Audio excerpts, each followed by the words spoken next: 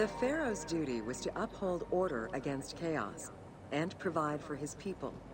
Priests and local governors also wanted to appear as protectors of the people. However, any variation in the Nile's seasons could cause water shortages. This had devastating consequences on wheat and barley crops. The pharaoh, administrators, and priests knew they needed to demonstrate their ability to prevent such a catastrophe from happening. And so they invented the story, which would be inscribed upon the famine stela.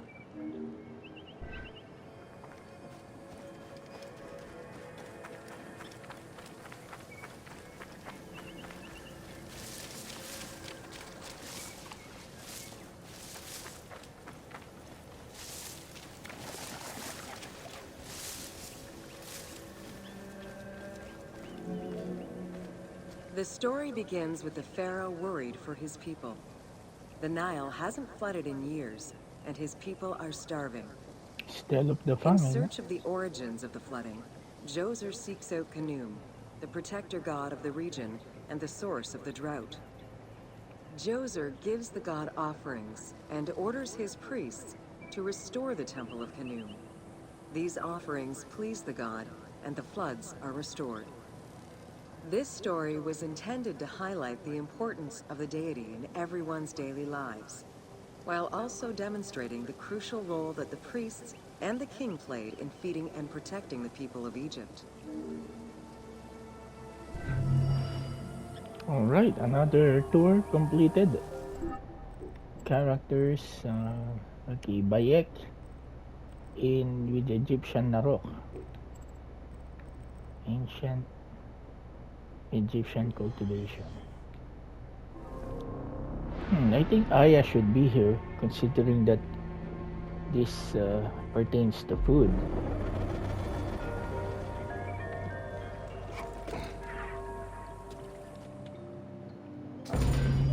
Welcome to Ancient Egyptian Cultivation. The new grain types of the Ptolemaic period required a great deal of water. Farmers needed to ensure they had effective, consistent irrigation. The Nile's rising and receding waters naturally irrigated most of the crops. Areas where the Nile didn't reach, such as gardens and vegetable plots, required an irrigation tool known as the shadoof. The shadoof allowed easy transport of water from its source. It consisted of a tall wooden frame with a long pivoting pole and suspended bucket. The system could be raised and lowered with little effort.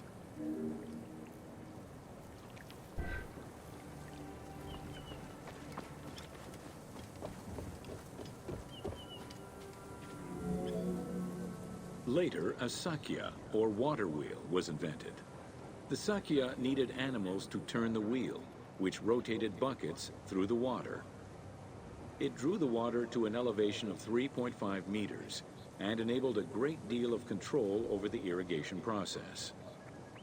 This improvement supplied larger areas and thus resulted in larger harvests. Again, you know, the advancement in human technology and human knowledge in the civilizations. The threshing process separated the grain from its husk. Workers would spread the ears on clean ground. Oxen, cows, or donkeys were then guided back and forth to trample the grain. This continuous movement worked the grain loose while preventing the animals from eating it. Unwanted chaff and straw were swept away, or gathered and added to the mud used to make bricks, to make them stronger.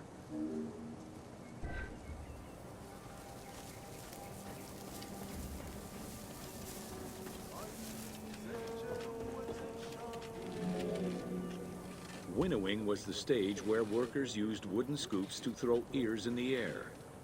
The wind carried off the chaff, leaving the heavier seeds to fall to the ground. This action was repeated until the undesired materials were sifted out. Grain waste was mixed with manure or other organic substances to produce brick-shaped dung loaves that could be easily burned. A standardized brick size enabled Egyptians to mass produce this byproduct and use it as a commodity.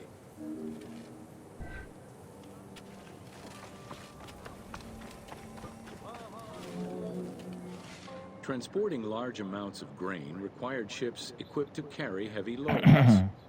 These goods were moved during the Nile's flooding season, when the river was deep enough for large ships. The transports stopped at checkpoints to accommodate customs and police controls, as well as for technical requirements and weather conditions.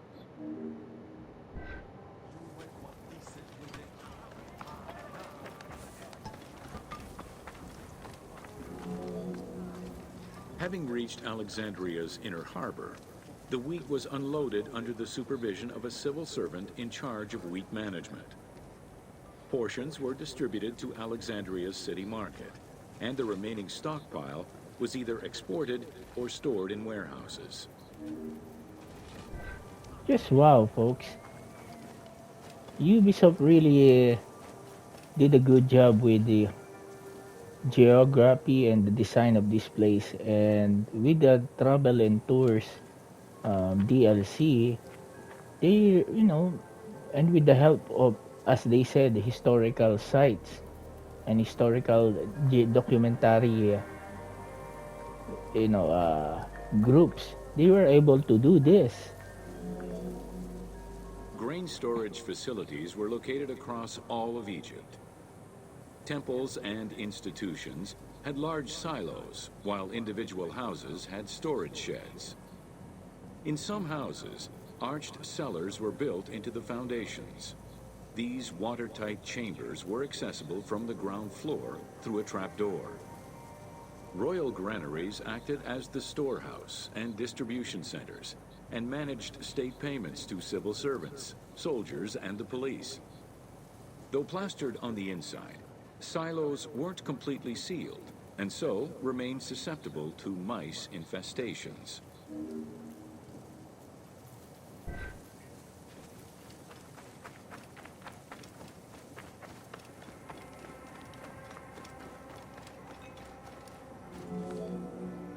When the grain was ready for processing, it was poured into bowls and pounded into a coarse flour. That flour was then passed through a sieve to make it of finer quality and further ground between stones. Ancient Egyptians did not stock flour. Instead, fresh grain was portioned out each time to produce flour as it was needed.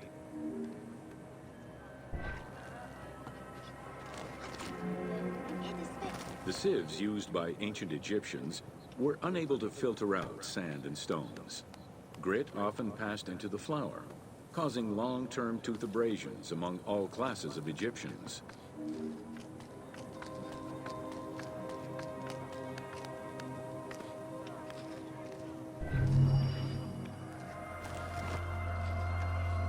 All right, so Egyptian domesticated animals of ancient Egypt. Let's go with the kid.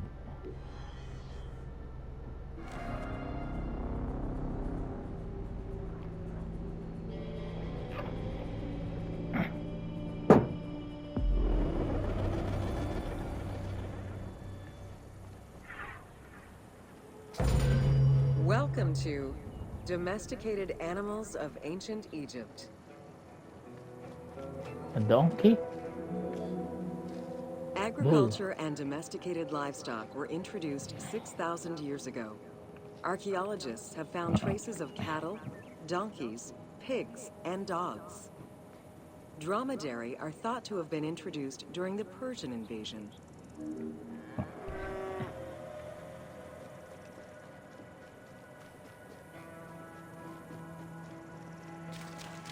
Horse?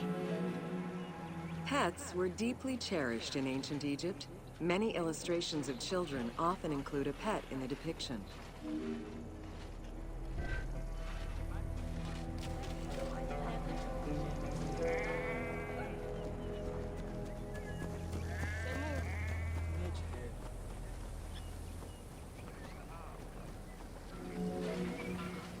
One of ancient Egypt's most iconic animals, the cat, wasn't adopted into their daily life until the Middle Kingdom. Since they were so highly capable of killing snakes and rodents, cats were present throughout every period. However, they only became pets sometime during the Middle Kingdom. What the heck were they? Prince Thutmose, son of Amenhotep III, had his cat Tamu laid to rest in its own sarcophagi.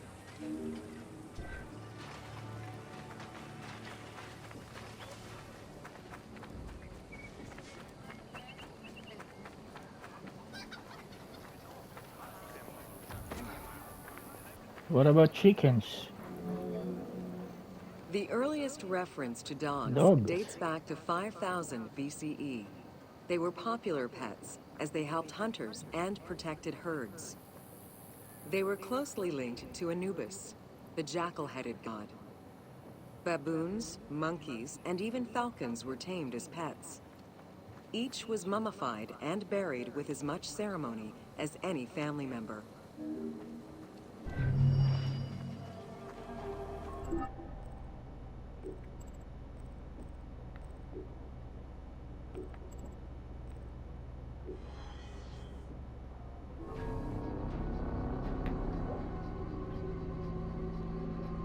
All right. Photo mode. So, medicines, huh?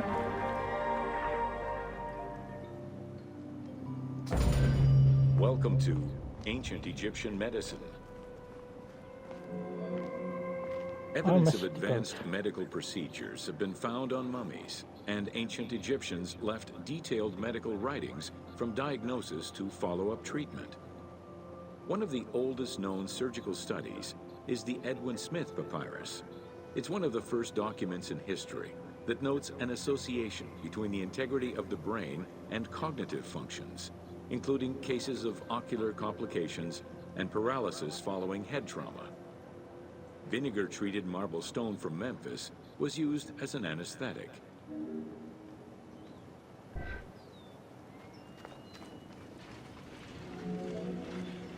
Another similar document, the Ebers Medical Papyrus, is over 20 meters long and 30 centimeters wide.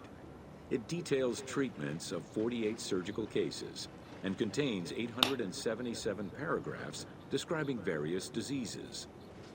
Alongside accurate and factual scientific approaches, the papyrus has more than 700 magic formulas and incantations to ward off demons and disease. This demonstrates how ancient Egyptians believed in a harmonious balance between religion and science.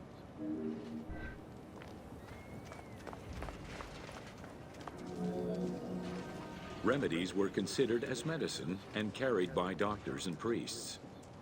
Village doctors often had another job alongside their medical duties and the preparation of medicines. A cure for blindness was made of fermented honey, ochre, and coal. The science behind it was that honey functioned as an antiseptic and antibacterial, while ochre would reduce the swelling. All of their knowledge did not always suffice. Ramses II died of an infection caused by an abscessed tooth. Damn.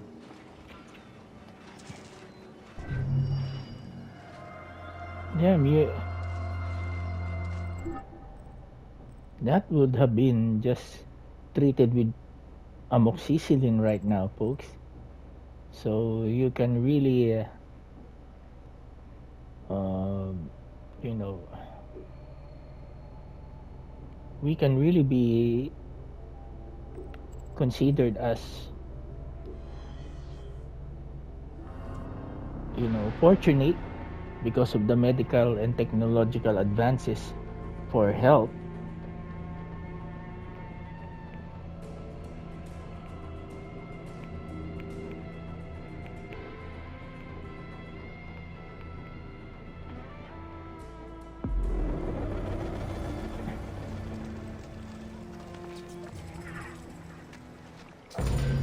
Welcome to Leather and Linen in Ancient Egypt. Well, I believe Julius Caesar would want this. Tanning, a process which dates from prehistoric times, was present although not highly valued in Egypt due to the heat. Leather was reserved mainly for things such as sandals, leather bags, dagger sheaths, quivers, and other similar items. Leopard hides, unlike regular leather, were highly valued and usually worn by priests.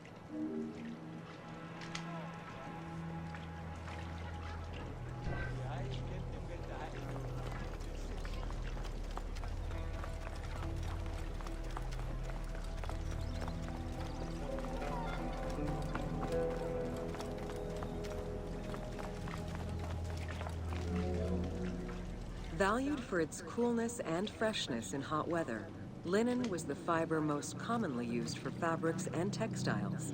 It was produced from flax, which was plentiful in Egypt. Fibers were usually dyed before weaving.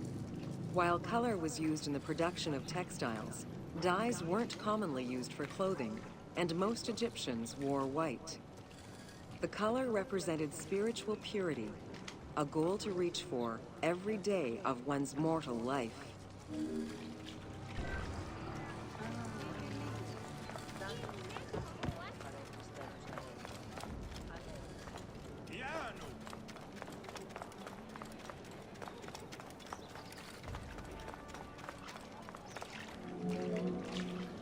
Various shades were achieved using woad, a dye produced from the leaves of Isotis tinctoria. The plant was cultivated for this purpose within the Nile Delta and allowed for the creation of various colors. For example, different maceration times of the leaves would result in colors ranging from red to green, while adding in limestone shifted it to blue. During the Greco-Roman period, other ingredients were found, resulting in a wider range of colors.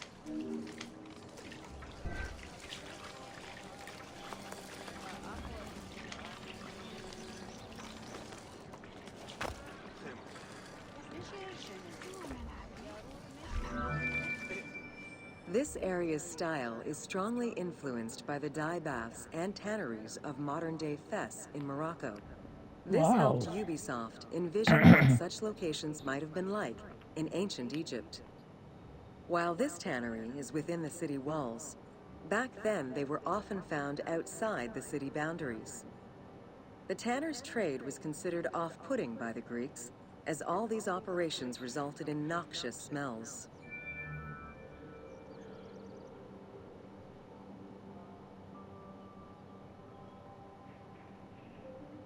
All right, folks. I think I'll just end this. Considering that I will just continue this on part 88. How many left?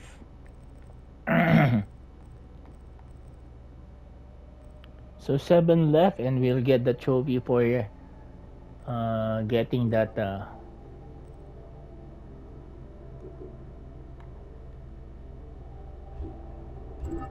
Yep. For completing the daily life. Okay.